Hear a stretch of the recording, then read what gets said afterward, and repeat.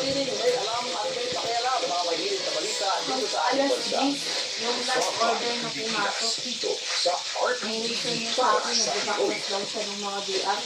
Ano po naman yung trabaho yun? Kahit trabaho na yun. Trabaho niya yung pagbakas ng DR. At sino ba't ka asabay doon sa, ano mo, schedule mo? Alam niyo, day off ko, di ba? Oo. Eh, ba't di mo gawin yung trabaho mo na kung ano dapat gawin? Hindi ko gagawin niya yung oras niya doon sa trabaho niya. Pwede naman yung gawin yun, kinabukasan, isa na. Bakit? Kailan naman yung day off ko, kung kailan ako may alakaran, dun sa nagawa class ng pinapag-order ko siya sa Bulacan. Nilimutan ko ito kasi nabaklas ako ng ayun pala, hindi pa pala siya nakapag-webbing. Nag-booking lang siya, nagsukat lang. Ginawa niya maghapon.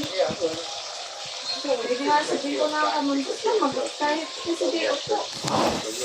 Kahit day off ko, ako yung napunta kayo. Hindi tanggalin ko na lang yung respect ng Sabado.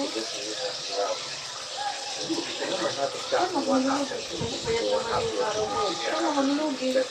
May hati, di, 8 hours lang ako. So, you know, dami pa Walang extend ako ng 30 minutes. yung pagpapasama sa piano.